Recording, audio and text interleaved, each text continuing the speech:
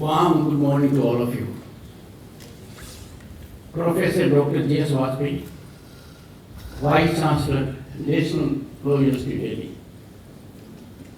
In his address, he has given out everything which I need to know and inspired and motivated everyone. And accolades have come to this place so repeatedly. Congratulations to him, members of the faculty, members of the staff, and dear students for making your university proud.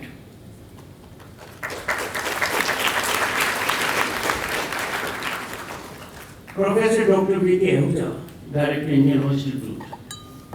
As a young lawyer from Rajasthan, I was so enamored of Indian Law Institute that I became its member and attended when the Indian Law Institute had Silver Jubilee celebration. Let me give a small anecdote. There was a suave lady sitting next to me, and we were having a serious conference on Silver Jubilee celebration. The lady sought pen from me. I said, "Why do you come to such a serious program without a pen?" I had the good fortune to appear before the lady in Supreme Court. She became a Supreme Court judge. So moral of the story is, if you seek pen from a good person, you rise.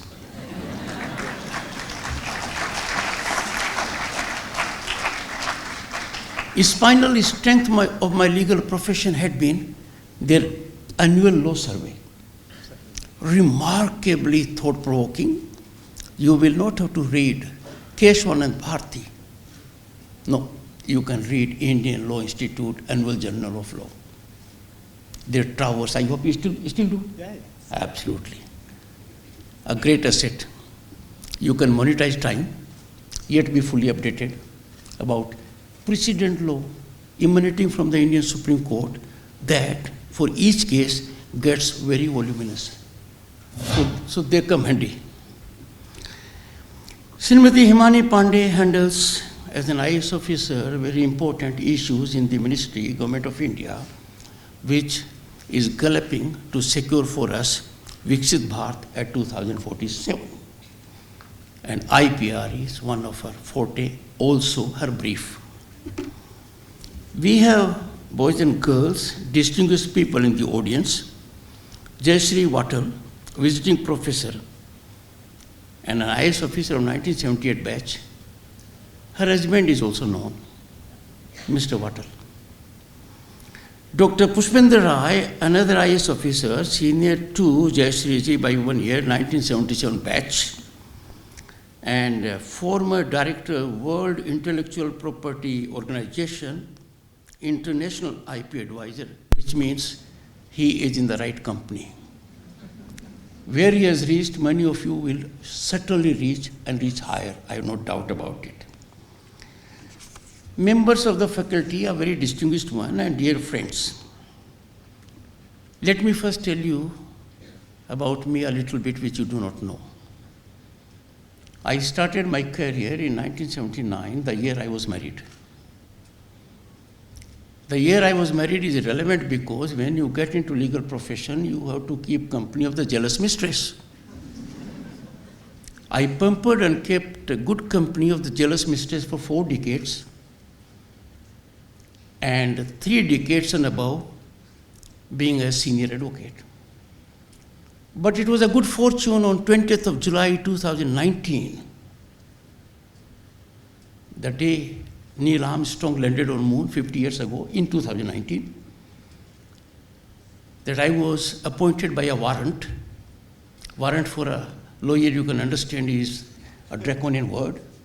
Warrant signed by the then President Ramnath Kovind, appointing me as Governor of the State of West Bengal. Travesty of justice was complete for me. Jealous mistress was gone because it was my wife's birthday also, 20th of July. It is with great optimism and confidence that I address you today. Most of it has been generated in last few minutes I have spent on the campus and having looked at your vibrant faces. Let me tell you, those are the backbenchers. You are not backbenchers. You just happen to be sitting on the backbench. And therefore, my greetings and salutations to you. You are as important as those who are in the front bench, if not more.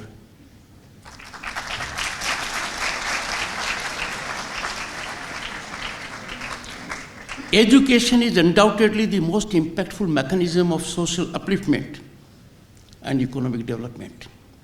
It brings equality and neutralizes societal inequities, ensuring benefits of growth reach even the most marginalized. These days, education defines where you would be. Earlier, it used to be what is known as privileged pedigree, or patronage, or being above law. Not any longer. A big change has come, and youth of the country must be enthused that there is in place an ecosystem now where you can fully unleash your energy, exploit your talent and potential, realize your dreams and aspirations, and thereby contribute in the marathon march of which you are most important stakeholder for Viksit Bharat 2047. Boys and girls, you are indeed fortunate. You are recipients of quality education at this institution. And what an institution.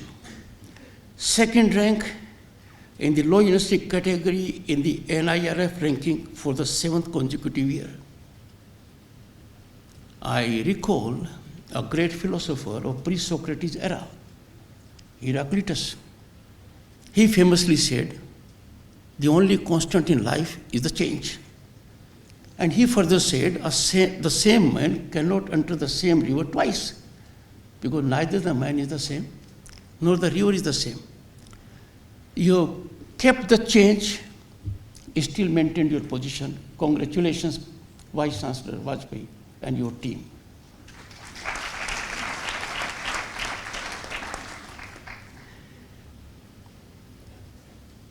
I am further delighted because of this orientation program for two reasons. One, reflected already by the learned Vice Chancellor. Secondly, at a global benchmark, we are part of, I think, 10 or 11 such programs, which means you are ahead of others, ahead of times to take India ahead of other nations.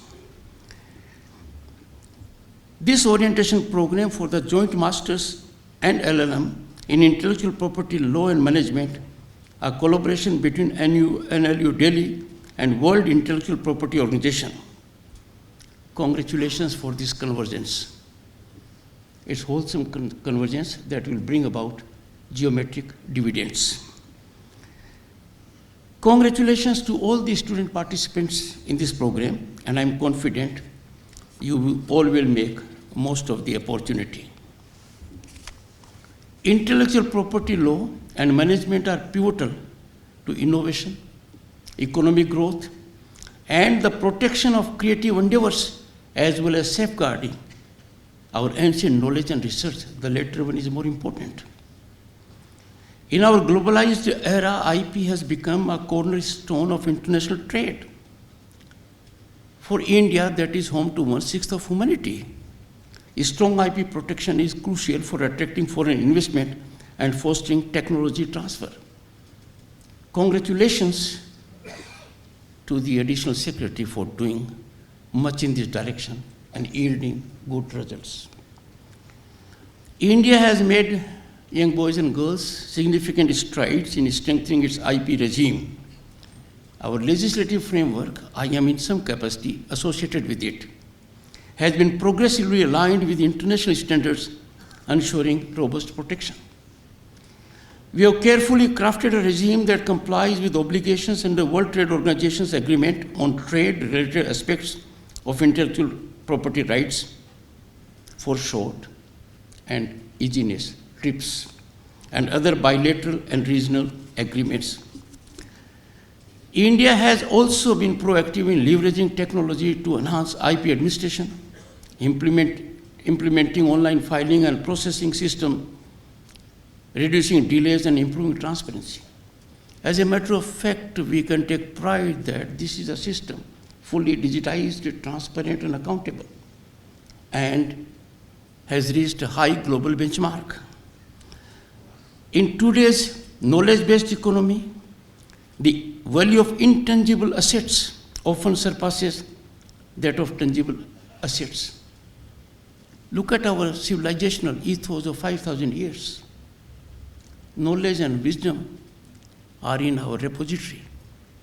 No nation can take pride in a distant second, if there is one, when it comes to evaluation of what knowledge we have.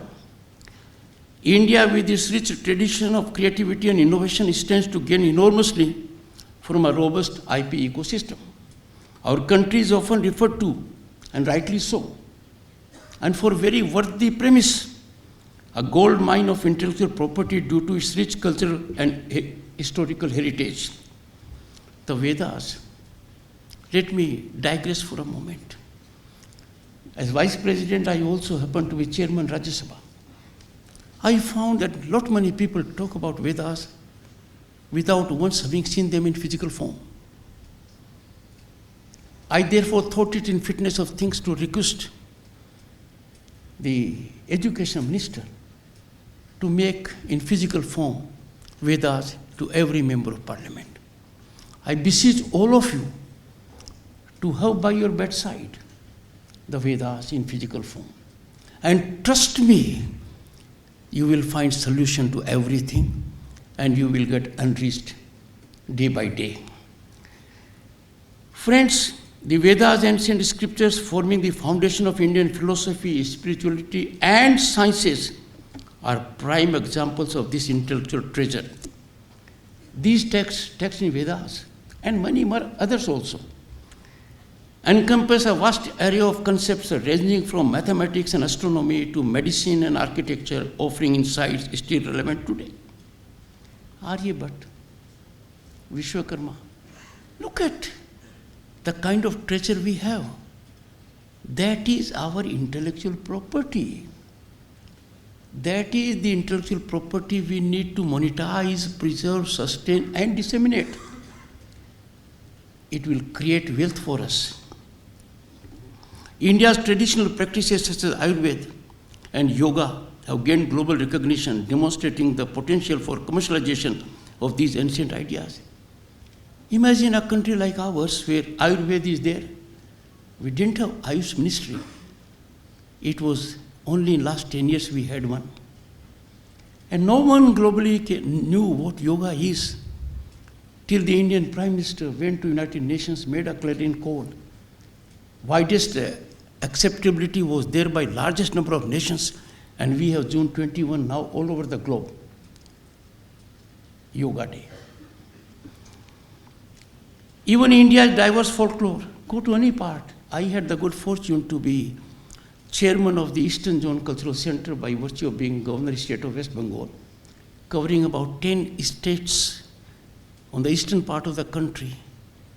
Never imagined, could never dream the kind of richness was there in art, folk, paintings, music, instrumentation.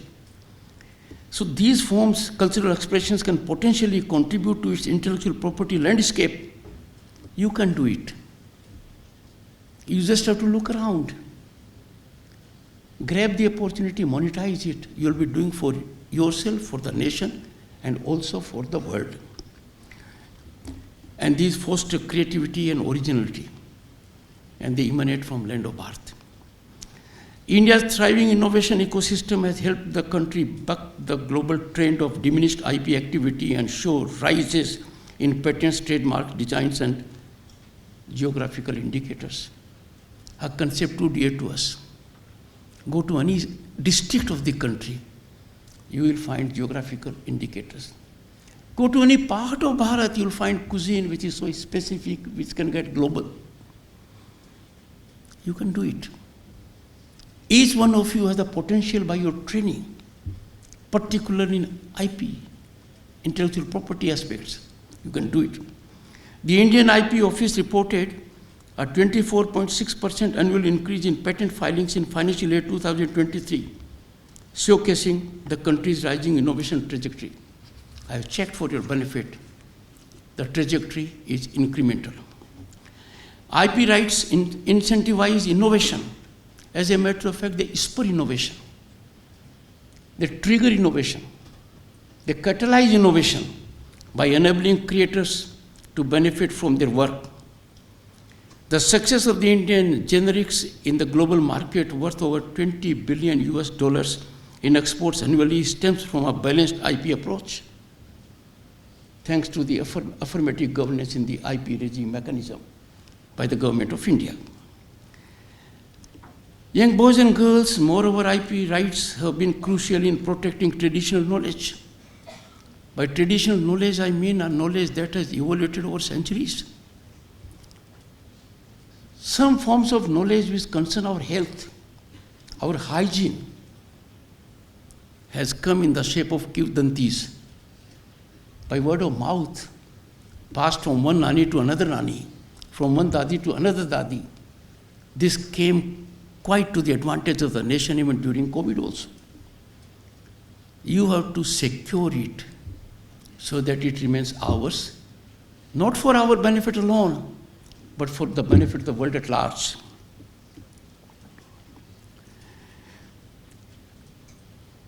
IP rights have been crucial in protecting traditional knowledge, and we have taken big lead in this, a structured lead, a lead that was needed and fortunately is in place.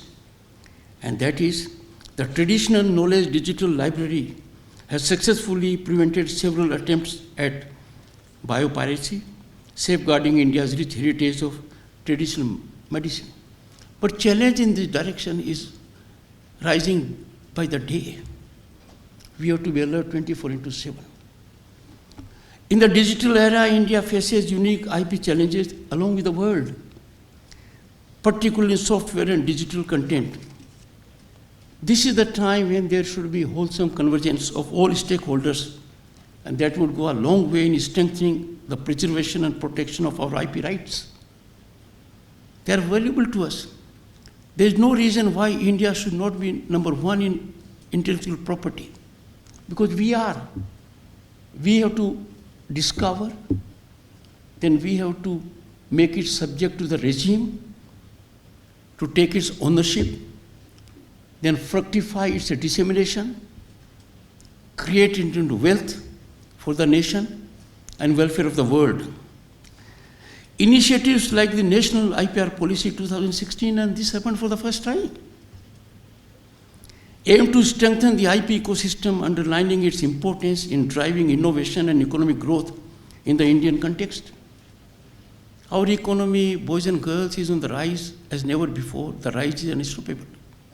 We are already fifth largest global economy, ahead of our colonial rulers, UK and France, to name countries.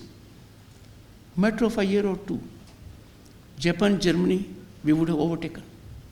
In that, this becomes all the more relevant, that intellectual property regime is absolutely up to the mark to sustain our economic growth and rise. And the mechanism, the policy aims at socio-economic development for a creative India, innovative India. Rachanatmak Bharat, Abhinav Bharat. Underlying this in the foundation is intellectual property regime. India's exponential economic rise and ambitious targets would gather momentum with robust IP protection that is gaining ground, but you have to be its warriors. You have to be warriors with a knowledge different than other parts of the world. And you who have in place a system here, this compass, there is faculty that you can do it. These boys and girls will be instrumental in manifold ways, one being foreign investment attraction, encouragement of technology transfer, and positioning controversy as innovation hub. It is not without purpose that global institutions that were trying to pull strings with us and give advice. I know it as a person because in 1989 I was a member of parliament. I was Union Minister in 1990. I know then what happened. IMF, World Bank, our foreign exchange plummeting, gold being transferred in physical form to 2 banks in Switzerland to sustain our fiscal credibility. But you can do it now. As future experts in this field, you will play a crucial role in shaping policies and promote innovation and protect intellectual property rights. I would strongly urge young minds, don't fear failure. Fearing failure is working against your mind, against your mindset. Failure is natural. Chandrayaan 3 would not have been a success but for the great effort made by Chandrayaan 2. History shows it all throughout. So if you have a brilliant idea in IPR, execute it. Don't allow it to be parked in your mind. Friends, you are also facing another challenge equivalent to another industrial revolution. Disruptive technologies such as 6G, artificial intelligence, Internet of Things, machine learning, blockchain, hold the potential to revolutionize every aspect of our lives. These are challenges but also opportunities. India has rich human resource. Our DNA is very, very strong. We need to monetize it. And these disruptive technologies pose a different kind of challenge to IP protection. You have to come up to the arms. Your armory must be strengthened on that count. Enforcement of IP rights continues to be a major concern in some areas because some of us are very genius. However protective foam you may create, they know how to pierce it. You'll have to meet the challenge. We have piracy, counterfeiting, and most importantly, inadequate awareness posing significant hurdles. People use pirated material, use counterfeited objects because they are not aware of the dangers they are playing with. So awareness has also to be another aspect of it. Let me remind you the wisdom from our ancient Veda, the Rig Veda. Let noble thoughts, I'm quoting, let noble thoughts come to us from every side, unquote. Something similar was said by Bismarck, the German gentleman. Much later, let the winds of change blow from every direction. This is there in our Rig Veda thousands of years ago. Look at the form of intellectual property we have not been able to monetize. People often quote Bismarck, whereas we should be quoting the most authentic source. This verse encapsulates the essence of intellectual property, the free flow of ideas and knowledge for the betterment of society. Remember, the future of Bharat lies in your capable hands. You are the architects of Viksit Bharat 2047. Your actions, decisions, and innovations will shape it.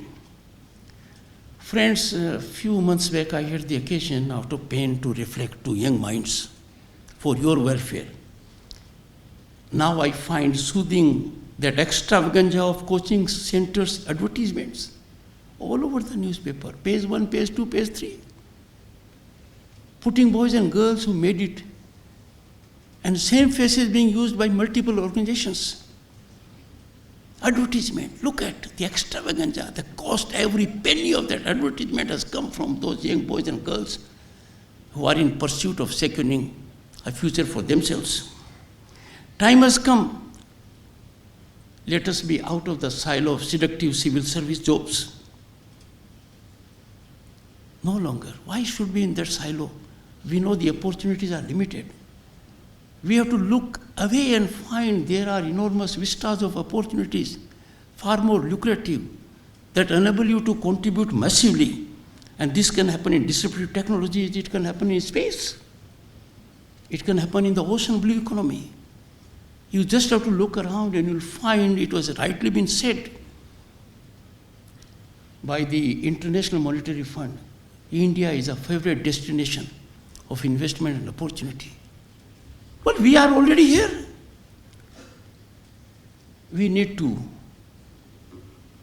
grab them. I call upon the youth, the most vital stakeholders in sustaining growth and nurturing democratic values, to optimally contribute, ever keeping nation first above all. Under no situation we can relegate the nation first concept to the second category. Here I seek your assistance and I beseech you. Our youth must equally rebuff and utilize forces that keep partisan or self-interest above that of our nation. We cannot allow it. It happens, it is at the cost of our rise. You are law students, I will leave two thoughts with you. One,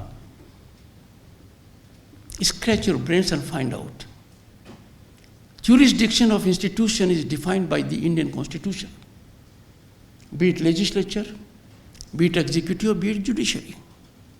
Jurisdiction of courts is decided. Look around the globe, look the Supreme Court in the US, the highest court in the UK or other formats. Has there been suo motu cognizance even once? Has a remedy been created beyond what is provided in the Constitution? Constitution provides original jurisdiction, appellate jurisdiction. It provides review also. But we have curative. If you do not focus on these nuances, I wonder who shall do it. Think about it. I got extremely worried when a person holding constitutional position just last week declared in a well-publicized media, I would say, campaign, beseeching Supreme Court to suo motu invoke jurisdiction, to give wings to a narrative aimed at destroying our economy. You have to think about it. Write papers. I conclude, boys and girls, with two aspects. One, I will request the Vice Chancellor, the Registrar, and the faculty to spare time so that I can receive each one of you in a batches of around 70 as my guest at Indian Parliament, so that you happen to see it yourself, where law is made, how things happen.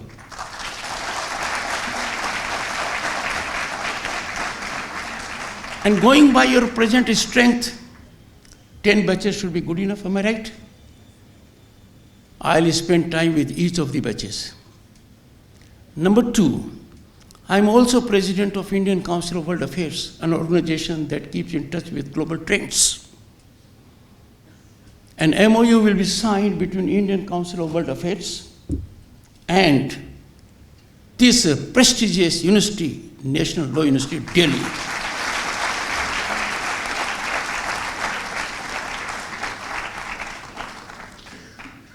May you be ever blessed to be in service of the nation, to be significant parts of the marathon march for Viksit Bharat 2047, of which you are the most important vital stakeholders. Thank you so much.